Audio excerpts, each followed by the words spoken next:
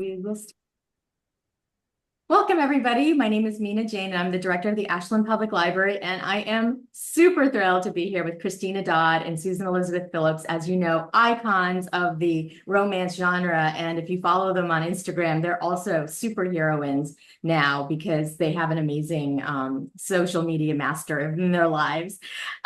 So we are going to be talking with them for the next hour about the Daughter of Verona, Christina's newest book, and of course, Simply the Best, Susan's latest book, which came out a few months ago, but still is it's a classic already. So before we get to them, though, I just want to say thanks to the Friends of the Ashland Public Library for supporting all of our programs. I would also like to thank Susan and Christina for letting us share this program with other local libraries. About 25 of them signed on, and we are thrilled to welcome patrons from all of those libraries and all of those communities. You can buy signed books from Christina and Susan from Aesop's Fable. I will put a link to that in the chat, as well as to in an email after the program.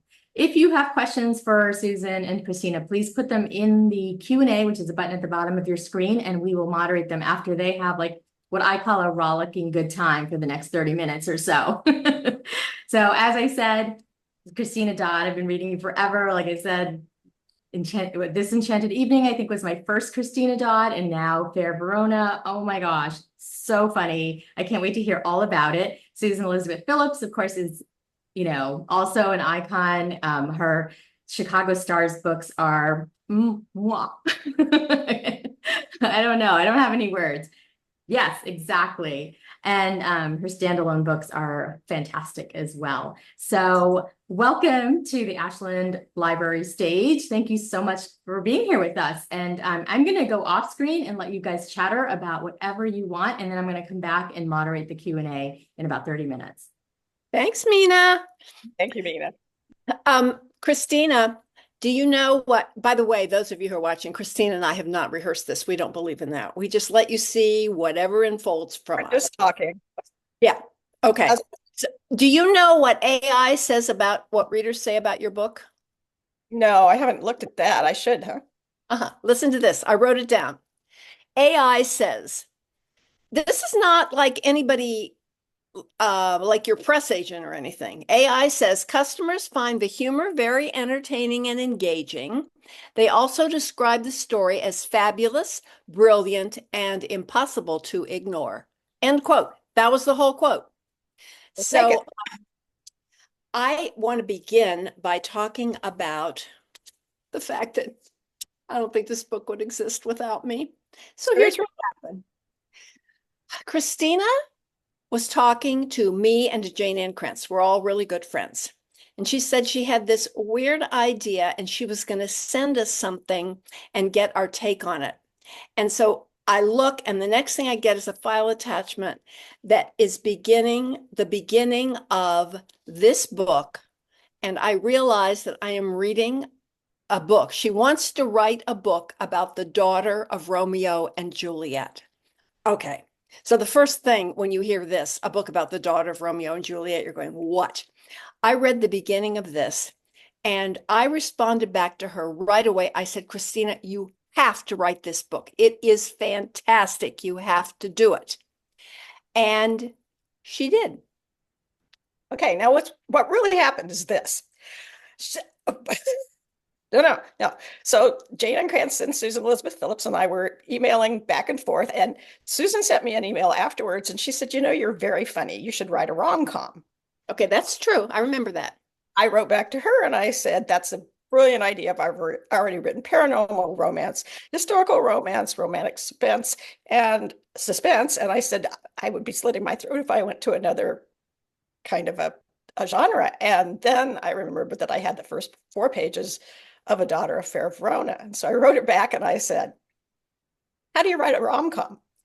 And she wrote back and she said, 1, boy and girl meet. 2, boy and girl fall in love and fight. 3, boy and girl live happily ever after. And then she said, duh, which of course, I think you made this up. I don't remember this at all. Of course, I'm old, but I don't remember. It's imprinted on my brain, dear. And so then And so then, of course, after the I had no choice. I said, wrote her back and I said, if it's so easy, how come it takes you so long to write a book? Oh, you probably did say that because that's kind of mean. Yeah. And she wrote back and she called me a bad name. I did. The B word. See, you remember that part. I do remember that part. I don't remember the other part. And Jane, I called up Jane and Jane said, send us the pages. And so I did. And they both said, you've got to write this book. And honestly, it's the honest to God truth. If it wasn't for Susan Elizabeth Phillips and Jane Ann Krentz, I don't think I would have had the guts to proceed with the story because I knew it was so different and so different. It's first person and it's not my usual voice at all. And so I knew there was a really good chance I'd never be able to sell it. And instead, do you know about the conversations Jane and I had behind your back? Oh, no, I'm sure. All of them. As soon as I read it, I called Jane. I said, we really have to put the pressure on. We have to make sure she writes this because it is absolutely delightful. Let me have a pause here. I just want to read those of you. I know a number of you have read the book, but I'm assuming some of you still haven't.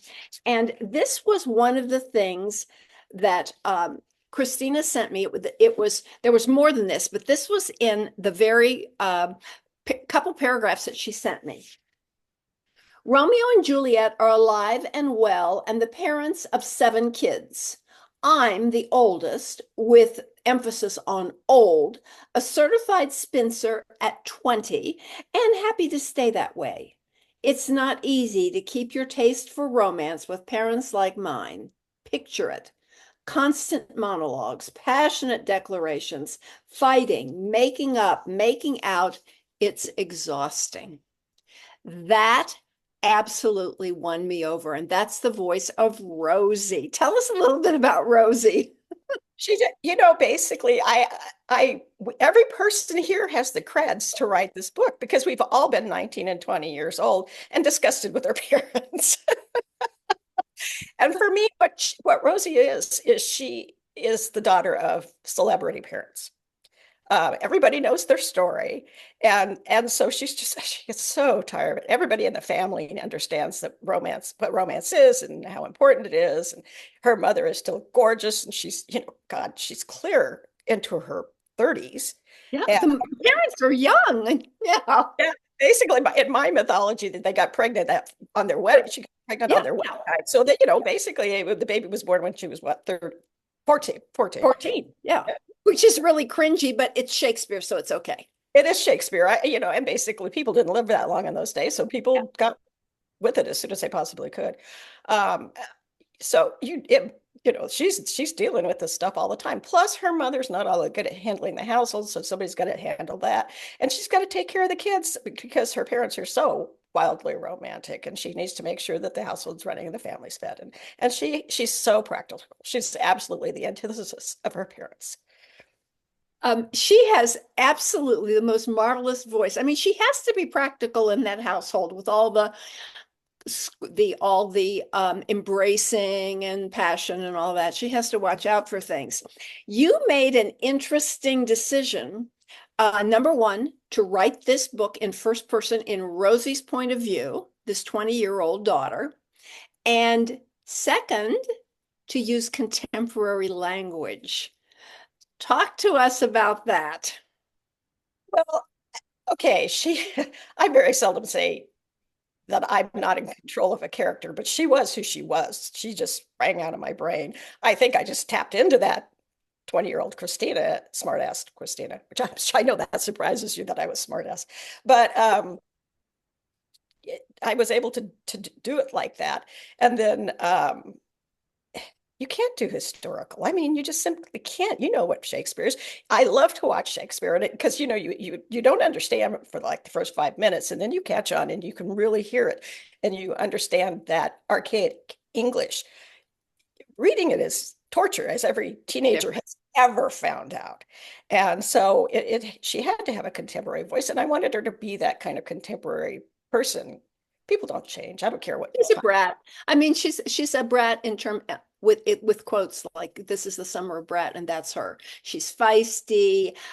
She's intelligent.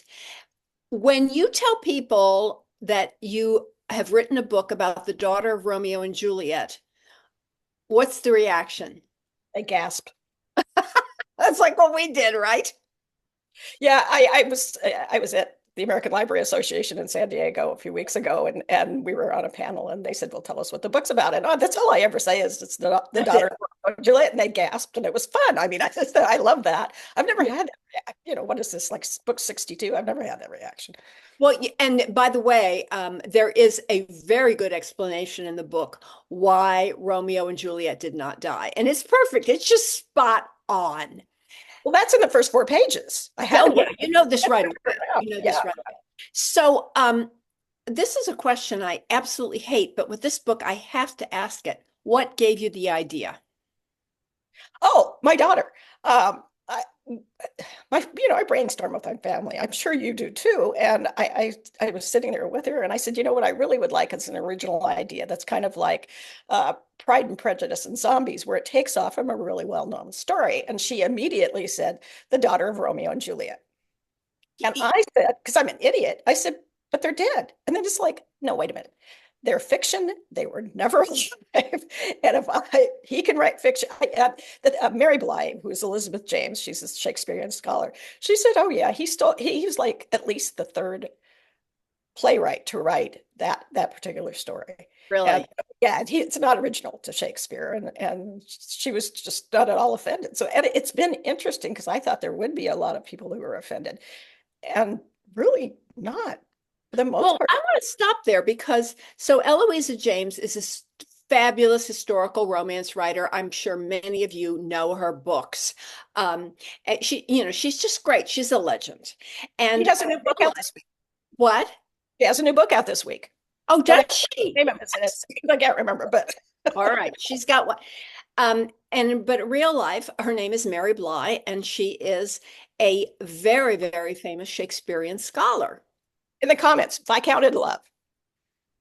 Oh, Viscount in Love. That's the new one. That's There we right. So she is a very well-known Shakespearean scholar, and one of the plays that she teaches is known for teaching in her graduate seminars is Romeo and Juliet. So we're good friends with her, but weren't you a little apprehensive to tell her about this? How did that go? How did that happen? How did you tell her? And what was her reaction? Well, I told her we write together. We Zoom, wherever we are in the world. And she's in Italy a lot of the time, which is right now. And Connie Brockway and she and I get together and we Zoom for 25 minutes at a time and write. And then we talk about what we did, and then we go back and do it again. And so we were doing that. And I finally had sold the book. And so that's when I told her, because I didn't want her to discover any other way. I was keeping it pretty quiet, as you know. Yeah, you were. I wanted to make sure it was solid. And everybody, all the publishers were clamoring for this book too, as they well should have. How did she, so what did she say? Oh, well, she really, she looked like most people do when I say it. It's kind of a deer in the headlights type thing. But then I gave her I asked her for a quote, and I gave her the advanced She reading gave you a guide. great quote. She Yeah. did, and so did you. Thank you very much. And I was first, but go ahead. Jane was first. Oh, Jane was first. Oh, there she is again. But yeah, and so then when she read it, we were actually in New Orleans. If we see each other in person, we sit down and we type for 25 minutes, and then we stop. We do the same thing that we do when we're Zooming. And so, and because she's a teacher, it's very disciplined. There is no screwing around. We, by God, do that. And so she read it overnight. She's a very fast reader. And she kind of shut up on the gushing when I walked in, but Connie told me that just is so interesting. So the real Shakespearean people, the Shakespearean aficionados have not been upset by this book. I can't imagine they would, because it introduces a whole new audience, a whole new group of readers. Well, that's kind of what people are saying. Certainly the teachers, the high school teachers, are the ones who seem to be thrilled half to death, because one of the things I'm not a teacher, never have been a teacher, don't know the job at all. But what I'm hearing from the teachers is that we can say to them, this is fiction, and this is what you can do with fiction. You can twist it however you like, and you can make it into something. For me, with the story, the biggest choice I had to make, the most important, in my opinion, was, are Romeo and Juliet happy? They were 13 and they were 16 when they got married. Are they still happy? And that was, it was going to be one or the other. And I made the decision not to betray the love story. And they are very happy. That was really smart because it also sets up that nice contrast with Rosie. So, oh, there was something I was going that you triggered in my brain, but I have to go. I'll come back to it. I forgot what it was now. Oh, how do we categorize this book? Historical romance, mystery, rom-com? Yes. Yeah, we do, right? YA. Yeah, no, it's just people are, they don't know quite how to respond. Nobody knows which ones who's supposed to read it. The people who don't like it, there are definitely people who do not like it. It seems to be the voice that bothers them more than anything, rather than the Shakespearean. Yeah, but I got to talk about this. I saw the reviews of this book have been phenomenal, but I saw there's always going to be cranky reviews, and one of the reviews cited you about Rosie's voice for not being accurate with the period, and I'm like, it's the daughter of Romeo and Juliet, and you're going to pick at her about voice of the heroine? That you might have been upset by that, but I just laughed. I thought that was the funniest comment ever. One of the things we know from, and I know, is that you're not going to make everybody happy, and somebody's going to, slam your face to the concrete. You just kind of get up and keep walking. There's no point in getting upset about it. No.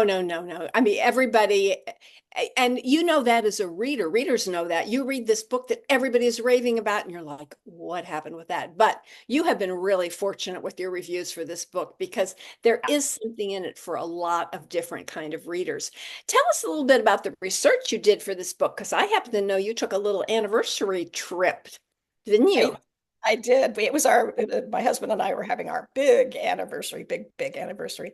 And so we went to Verona. I mean, we went to Italy. We went to Verona. We were in Verona for 5 days, which is a lovely, small Italian city, very historical, very relaxed, good food. You should go there. I mean, it was so lovely. And I've got that on my website for this book is daughterof because it's a series. This is the first in the series. And I got pictures up there, and I've got all kinds of, and I'm working on recipes that would be appropriate for the time. Food was the thing that I really did well. I have to realize and wine. I'm sure you did wine well too. We did wine. I mean, research. Sure. No, okay, all right. So go ahead. Let me go the other direction. The Montagues, I very cleverly, because we drink wine. We love wine. We know a lot about it. So I very cleverly made the Montague vintners, and so we were able to go on a winery tour in around Verona, and had a driver, thank God, and it was fascinating. Got to take it off my taxes.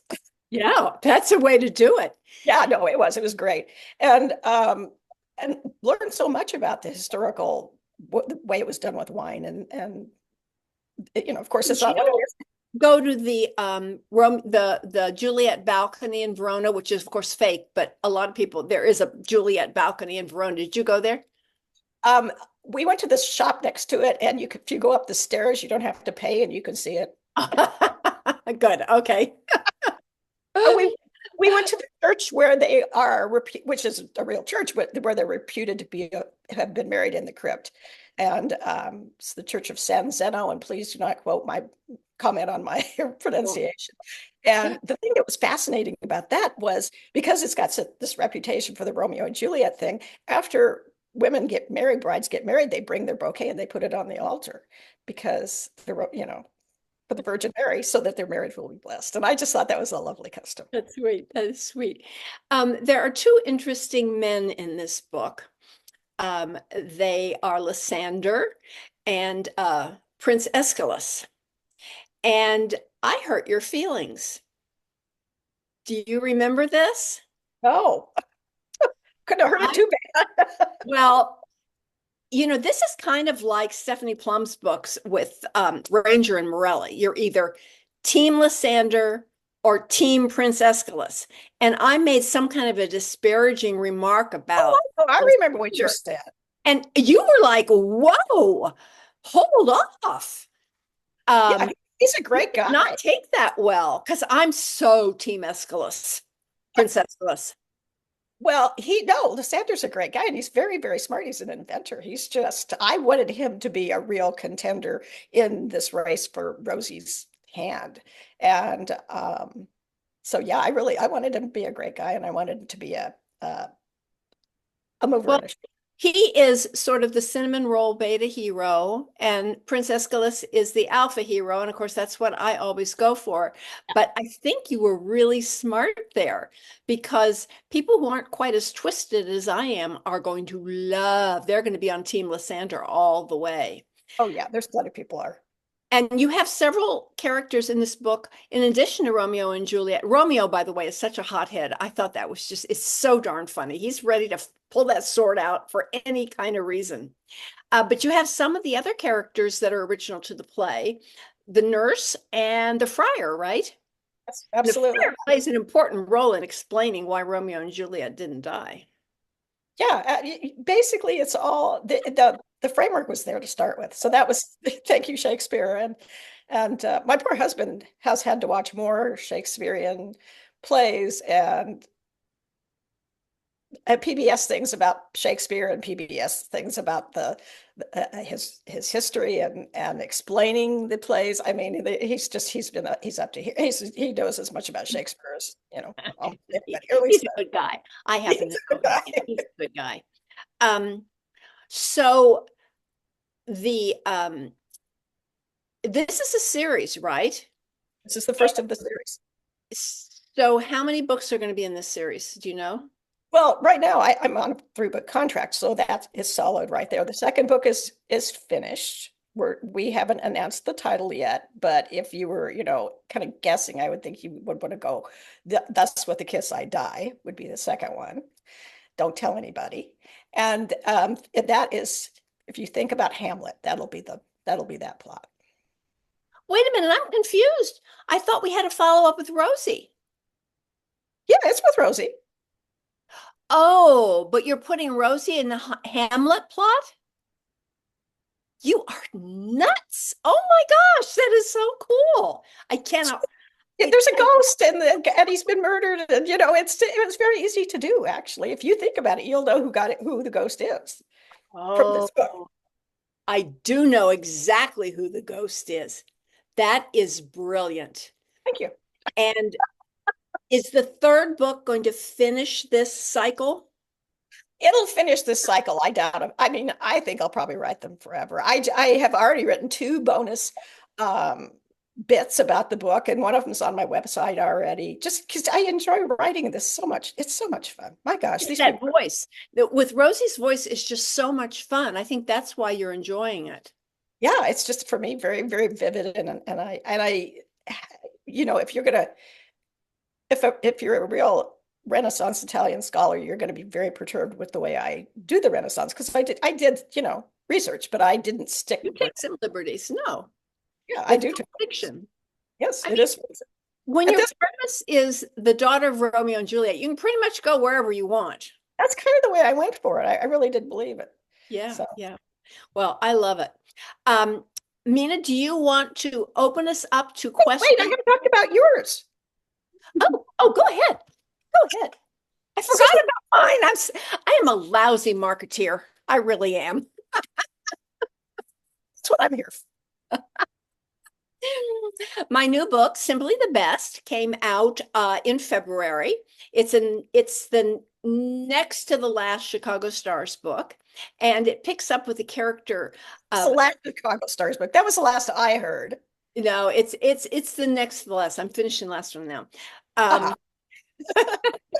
If readers remember, and when stars collide, we meet a young quarterback named Clint Garrett. And this is a book about his sister. And it made me think about what is it like? We talked about celebrity. What is it like, not in this case to grow up as the child of a celebrity, but to grow up as the sister of the shining golden boy who can do everything well? And the heroine of this book, Rory, does not do everything well. She's a chocolatier, a failed chocolatier. And the hero of the book is Clint's hard-edged, hard-driving, success at any price agent Brett Rivers. So we have the success and the failure. We have the background of the Chicago Stars, and I'm really, really happy with this book. Thank you love for too. reminding me. Now that you've given the whole thing, okay, here's the one thing I wanted to do, which was read the first page. The one thing about having friends like Jane and Susan is you really learn how to start a book. I mean, these women are so good at what they do. This is the prologue. Rory held out her bundle. Hey, lady, do you want a kid? You can have him for free. Child, where did you get that baby? I found him in some bushes. He hardly ever cries. He's a really good baby. You don't have to pay nothing for him. You could just take him. But instead of taking her baby brother, the lady called the police. Give that kid away. So, okay. I'm sticking my neck out here. Are you the oldest in your family? Oldest? Yeah. I am 6.5 years older than my sister, but I never wanted to give her away because there was just too much of an age gap. But I remember one of my little nephews, when the baby came home from the hospital, he looked at mom and dad and he said, "Take that kid back." And I understood that. Oh, yeah. That was kind of the sense. I think it would be really, really hard to grow up in the shadow. If you're a girl and you're older, he's actually a younger brother. Here he is the younger brother, and he's just good at everything. He's just the golden child from the beginning. The book I'm working on now is actually his love story. And it's interesting because he doesn't have a lot of scars like so many of my heroes. So that's kind of a fun thing to deal with. It's cranky in this book. Before I turn it over to Mina, the one other thing. So are you not doing any suspense right now? Are you sticking with this, or are you off and doing 13 things at once like you have been? No, I just keep rolling along. Let's see. Every Single Secret came out in March. And I've got a book coming in next March also. That's suspense, and that is Girl Anonymous. So yeah, people give me a contract and I write books. You just give me a headache is what you give me. Well, we are all wondering why it takes you so long to write a rom-com. It's so easy. I sit there, I'm slaving over a single paragraph, and I think Christina would have written the entire chapter by now. And there I am struggling along. But you know what? Our process is our process, right? That's right. No, don't ever. Can I do my rant about that? Yeah, go ahead. I need it. Well, no, of course you do. It's simply that we all have our own process. And as long as you're putting words on the page, you're doing it right. Don't let anybody tell you you're doing it wrong. Don't tell that there's only one right way to write. That's bullshit.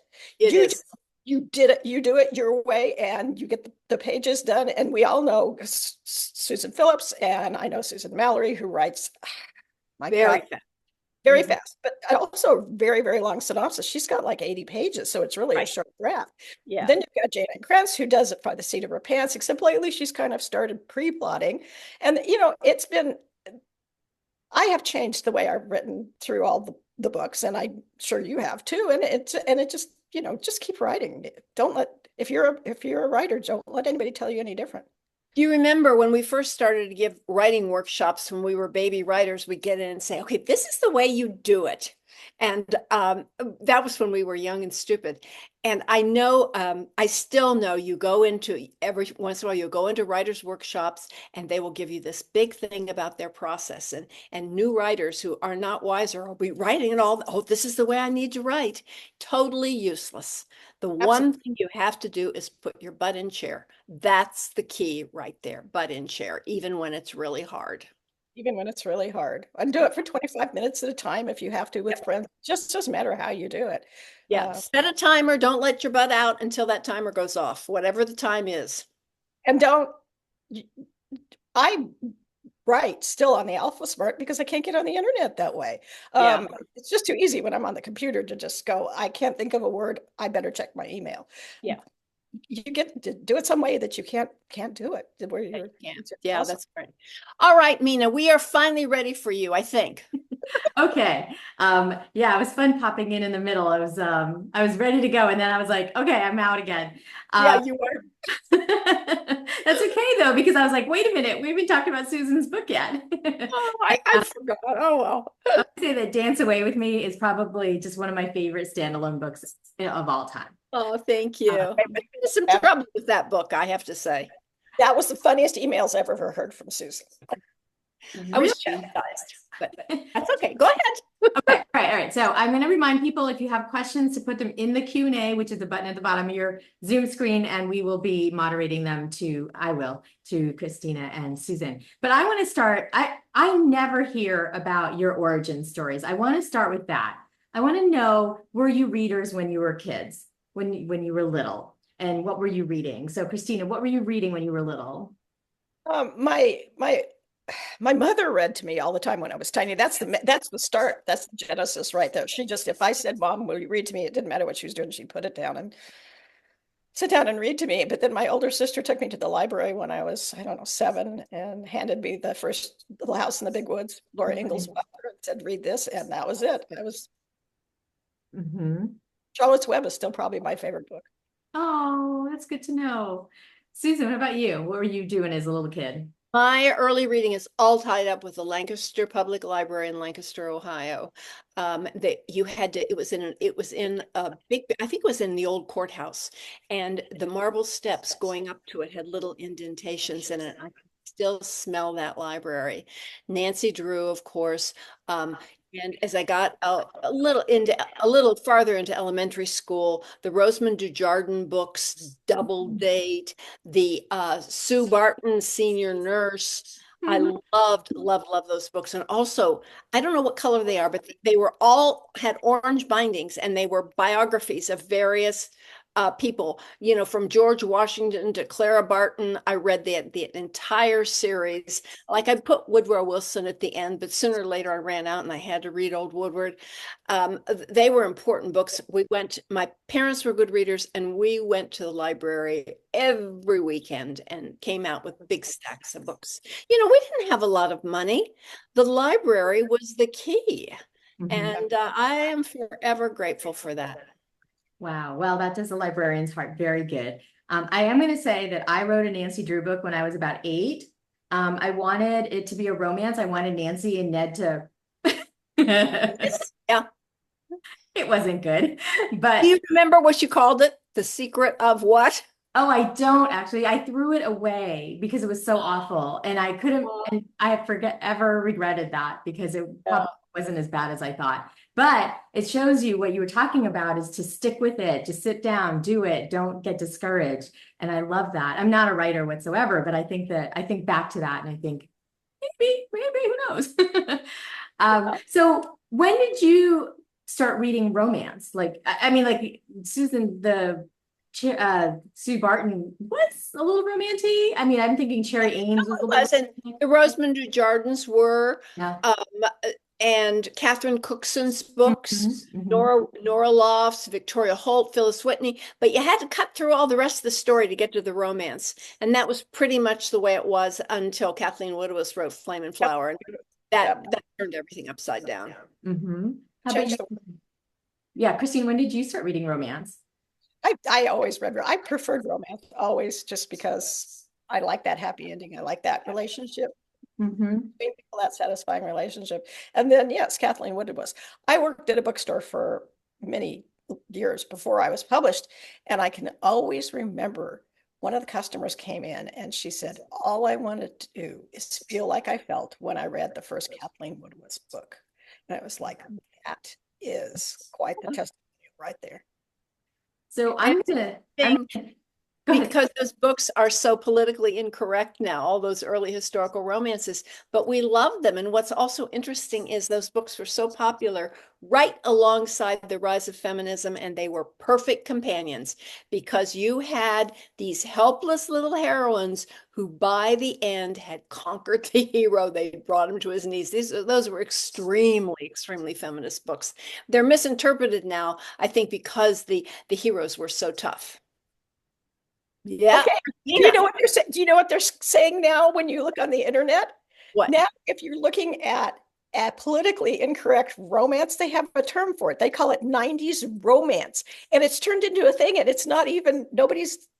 It seems like people aren't upset anymore. I'm like, wow, my time has come. Well, what about, but these books were mainly published in the late 70s and in the 80s. They're calling it 90s romance. That's all I know. I thank you for telling me. Did not know. No, I'm very excited because all of a sudden I'm now able to read the modern romances, because there for a while they were just bloodless. I mean, the guys were so beta, it was boring. The guys are, those alpha heroes were really women in men's bodies. They were behaved like women, they thought like women, and but they had hunky male bodies. And I mean, that's fine because I think a lot of women really respond to that kind of hero, but it's not a hero, right? Because I can't find the conflict. But I can't. It doesn't matter whether you respond to it or not. That's kind of the point. You should be able to read what you want to read. We're adult women. I'm not dumb enough to go out looking for rape. I'm not. What a moron! Who would do such a thing? I know better than that. But and women aren't stupid. For Pete's sakes, we know it's fiction. That's right. Yeah. Wow. Now we're going to get some comments. Yes, I think you will. But all good, all good. Actually, we had this really amazing panel a few years ago with Loretta Chase and Sarah McLean, and it was all about bodice rippers. And Loretta had the best answer to why people read them back in the day. I can't remember exactly, but it was basically what you said, Susan, is at that time, that was their one place that they could get some agency. That's exactly right. And they needed agency against a strong enough force, and you were only going to get that in that alpha hero. Right. And they were a little bit rapey, but no, they were very rapey, but you need to look at it through the right lens. Well, let me speak to that, because one of the things that happened, if you grew up in the 50s, good girls didn't. And the only way you could was if you couldn't help yourself. It was against your will. That is something that, I mean, now that is wrong in so many ways. But growing up in the 50s, I understand what that was about, and I understand what the appeal.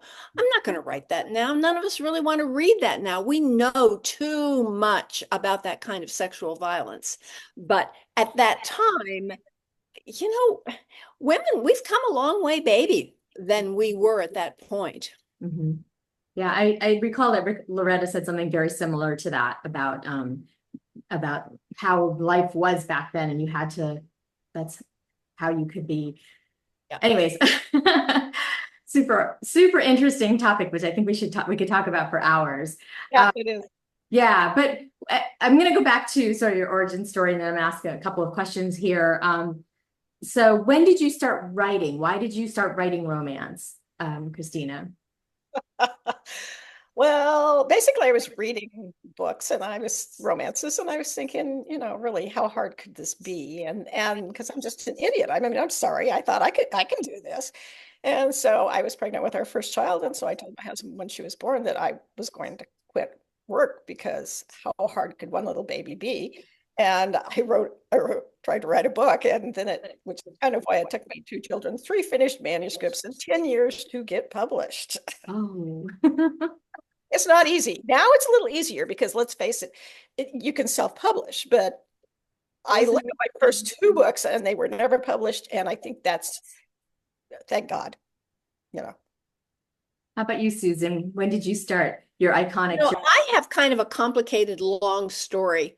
And if anybody wants to read the whole thing, go to my website, susanelizabethphillips.com, about me, because I started writing, my first book was in partnership. And it was just a fun kind of thing. But basically it was the idea that I want to write the book that I want to read.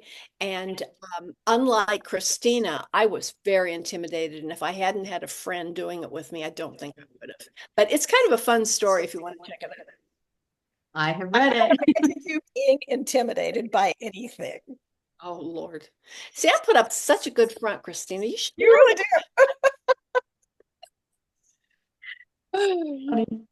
Yeah. So, well, you guys are, I mean, just coming to the current times now, like I said, I consider you icons of the genre. And so is there anything that you wouldn't take on? Like this was new for you, Christina, and yet it's been so successful. Do you feel like, oh, I couldn't do this or that?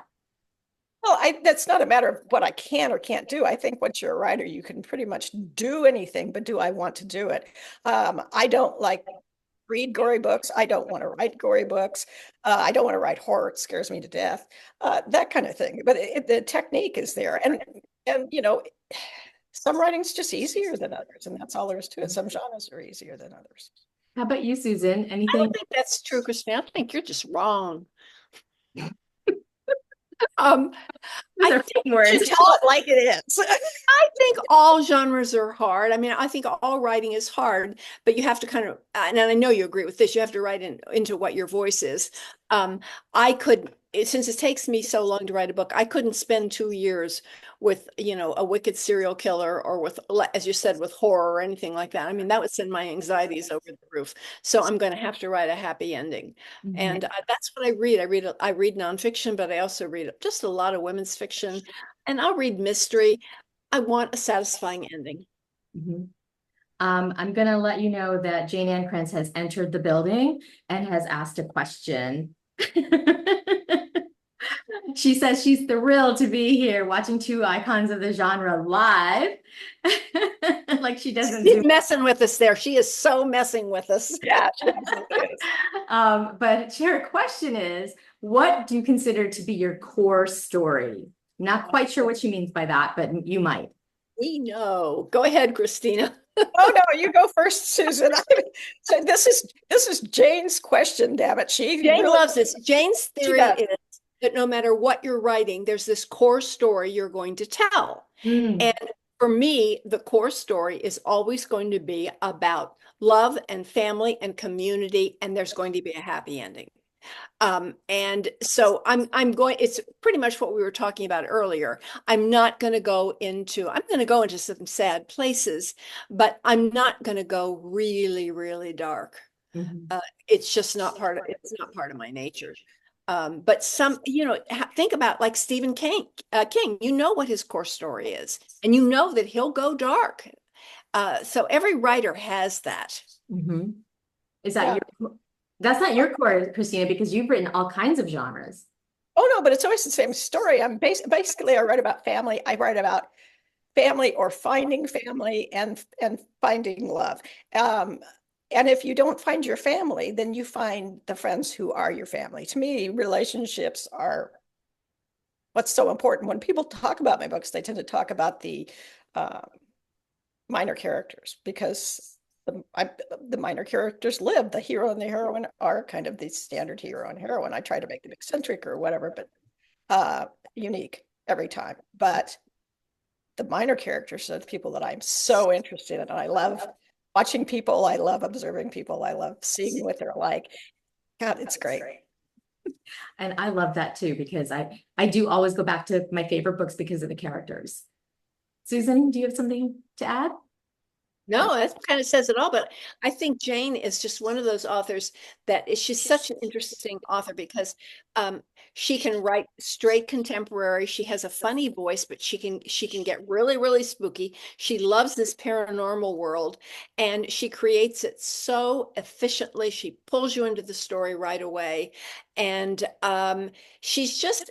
It's weird to say that Jane's a comfort read because it gets a little bit scary, but you know it's going to be all right. And I've heard a lot of people say that Jane is their comfort read. She writes as Jane Ann Krentz, as Amanda Quick, and she's just a star. She's a superstar. She is. Amanda Quicks were some of my very favorite books when I first started reading romance again, after college. There was one about a spice merchant. It was just awesome. Anyways, so I'm just gonna ask a couple of questions here that are in the Q&A. Christina, what was that? It was on your website, is it the extra little bit you have for Fair Verona? Yes, it's the Daughter of Montague. I have two websites. I have the ChristinaDodd.com website, and I have the Daughter of Montague, which is specifically for this series because it is so different. I thought I'd better try and separate them a little bit. And on the Daughter of Montague website, if you go to the page for A Daughter of Fair Verona, there are a bunch of tabs, and you just need to hit the one that says bonus content, and you can read that bonus content. If you want to watch, if you're on my newsletter, or if you'd like to join my newsletter, I'll let people know when I put the second bonus up. There's just so many different parts that I could tell. Mm-hmm. And that aren't actually part of the book. And so I'm able to do that. It's fun. Jane says, I didn't pay SEP to say that. That's what she says. I know, I was going to say, your check is in the mail though, Jane, no, whatever. Okay. I've had a couple of questions asking about the next books, Christina.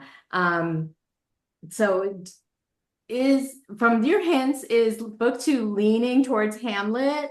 Because I'm thinking there's so many areas you can go to: Ophelia, Desdemona, Lady Macbeth. I mean, so many tragedies. Hamlet was so easy to work into the story that I had written so far, and the book is finished and it's edited and it's ready to go. I'm working on book 3 right now, and which is actually more like my big fat Verona wedding, actually, but we'll see what the title ends up being on that one. Okay, well, we'll keep our eyeballs open for it. So I've had a couple of questions. Somebody actually emailed me earlier today asking me if you, Christina and Susan, would ever write a book together. And now somebody's actually thrown Jane in as well. I would make her crazy because I can't keep up with her pace. So it wouldn't happen. We have a really good friendship. Let's just let it stay there. Point. Yeah, I did hear. Well, Pat wrote that Willig, White, and Williams do this. They've written lots of historical fiction books, or I think it's historical fiction. And I saw them talk once, and they were just like, "We just drink a lot,"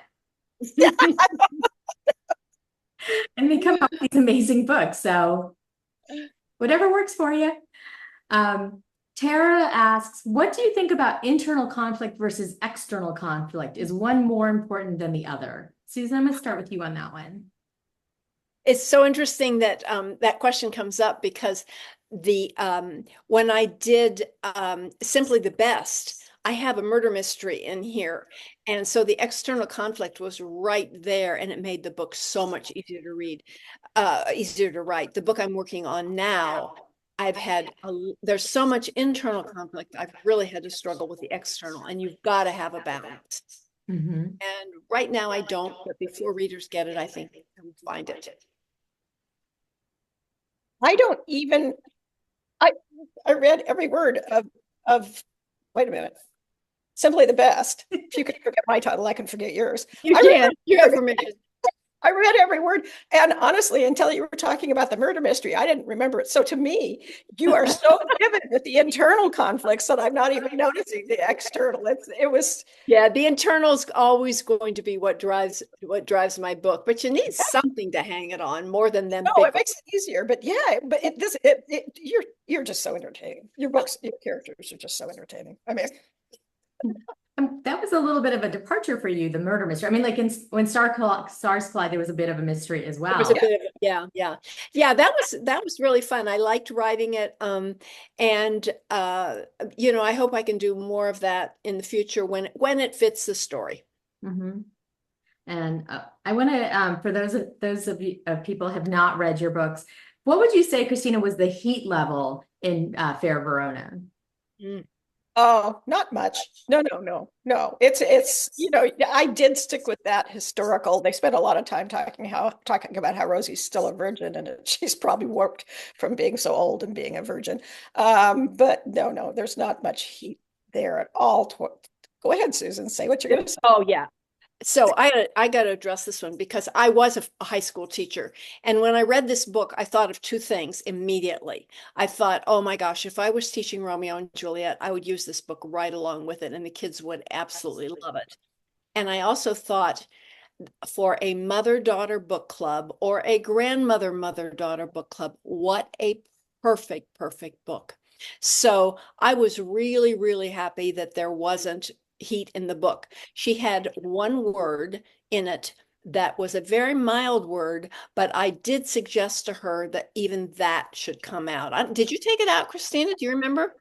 No, I wrote my editor and I said, you know, what do you think? And he says, you can't tell what they're going to forbid these days. So I don't, you know, he said, your choice, but don't worry about it. And so I didn't. You left that in there. Hmm? I can't do anything with her. If some high school teacher gets you on that, I warned you. Well, it's not the high school teachers that are having the problem. It's the people that are You're watching right. the high school teachers that are giving all the problem. My goodness. The word is So, but but I was just trying to be really, really conservative with it because this is just a perfect book for high school kids. It really is. Well, let me say here, while we're talking about my books, my early books are very hot and very 90s romance. So please do not read A Daughter of Fair Verona and then go, oh, I'm going to read the rest of books and fall over in shock and horror. You know, it has to be right for the book. And if you're just imposing sex scenes on a book, sometimes it just stands out and it's like, it's not sexy. It just feels wrong. It has to be intricate to the story for me. Anyway, for me as a reader. yeah. And I'm gonna go back to the icon thing again, just because you've been writing you've probably seen it all, right? And how does it feel for you as a more mature writer to be writing your sex scenes as opposed to when you first started? Like Christina, you were writing the hot stuff early on. So you started out, you know, like blasting out. So how is it? Susan actually edited her first book so that it wasn't quite so in your face. Yeah, that's true. The books were much sexier when I started out, but I was writing according to what was going on at that time. It seemed very natural. And now, where there is so much erotica, if readers want erotica, there are so many writers who are doing it really well. And there's no sense for me to try to impose that on my books. I'm not going to do it as well as they do. So why should, you know, and it doesn't work with my books. But was it your choice to make them less steamy, or was it like a publisher or an editor that said, let's bring it down a bit? Know that they're less, I guess they're less, I don't know. I've never been big on body parts. Oh no, nothing was ever imposed on me. Nobody ever told me to make the book sexier or less sexy. I'm just writing what feels right for the story. Mm-hmm. Well, it always feels right to the reader as well, because obviously it works. So how did you two meet? Are you going to tell that story? Tell it. You tell that story? Yeah. You don't have to tell it. I just thought you were going there. We met through RWA.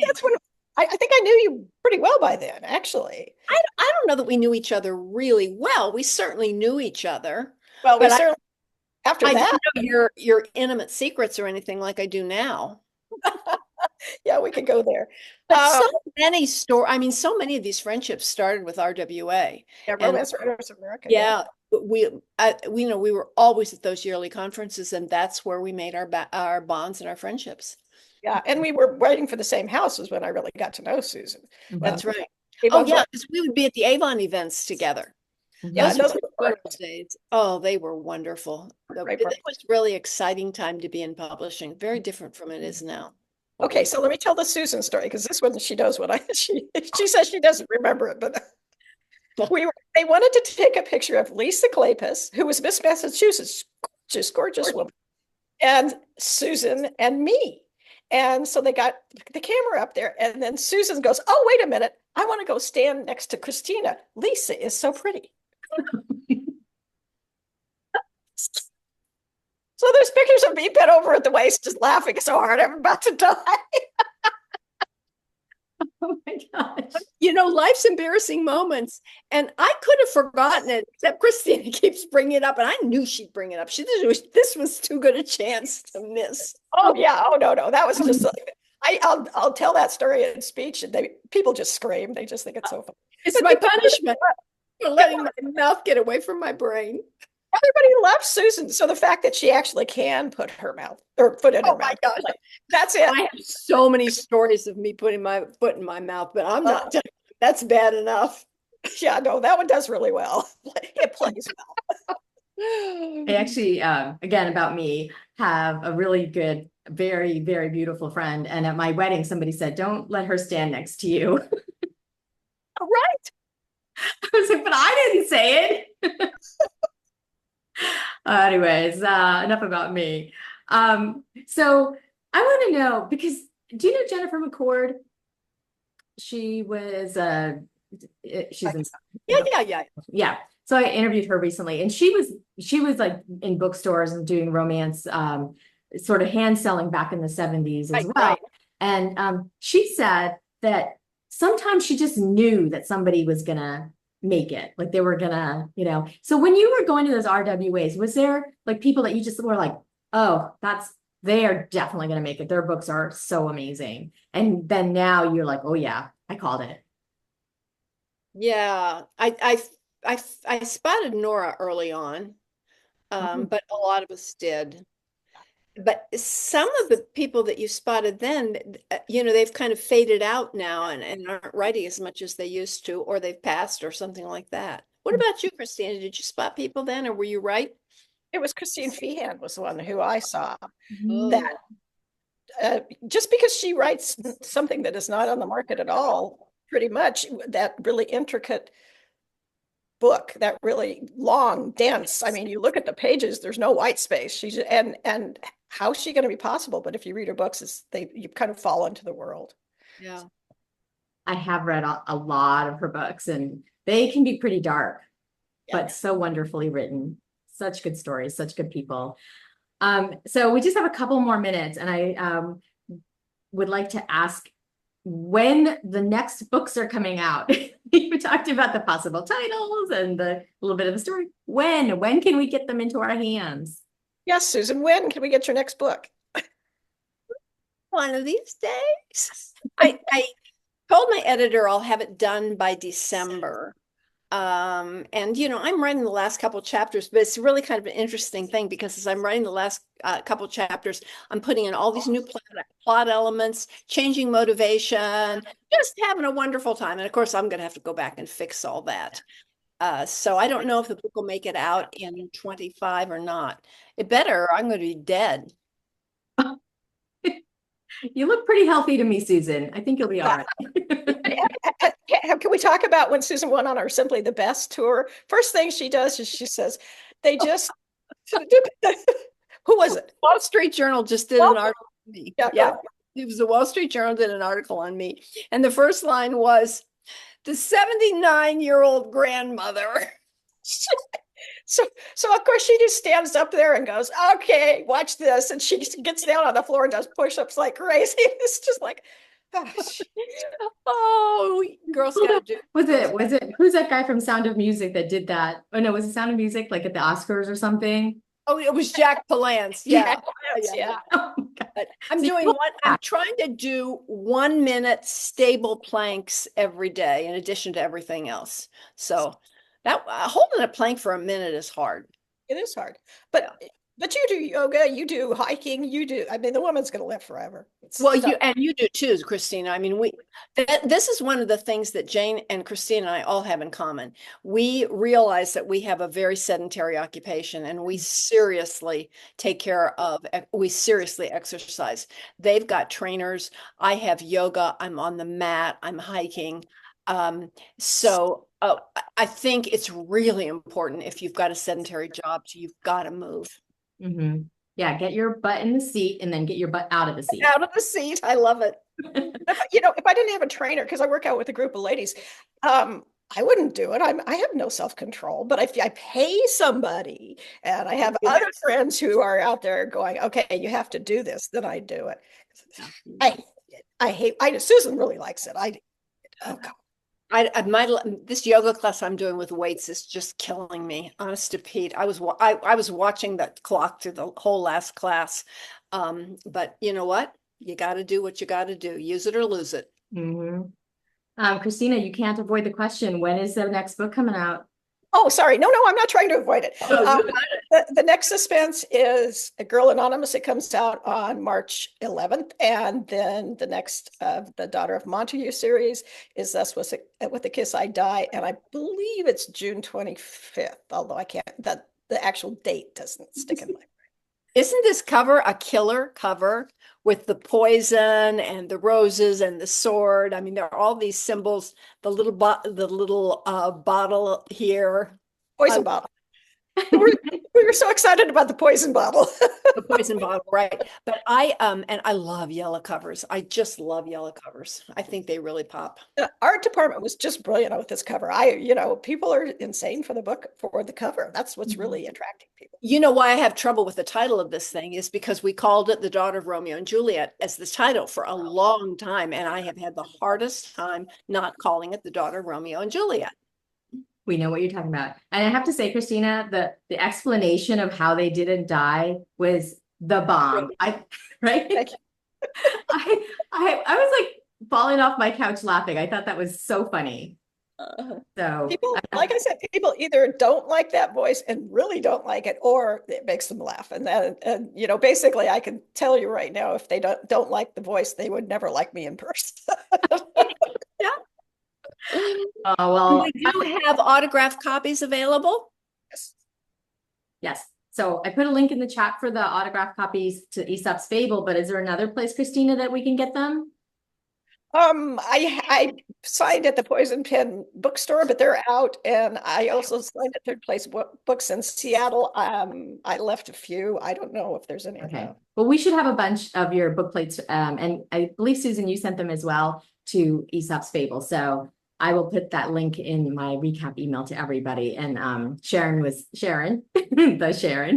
putting links in the chat throughout. So, oh my gosh, thank you so much. This hour has just completely flown by as I expected it would. I could talk to you for another 2 hours straight, and but somebody would have to get a drink or go to the bathroom or something. But yes, thank you so much for being here with us. I really appreciate everybody's questions and your excitement for Christina's books and of course Susan's books. And I hope to see you all again soon for other awesome romance programming. Christina, thank you so much. Susan, it's been a pleasure. Thank you so much. Thank you everybody for coming. Good night, everybody. Good night.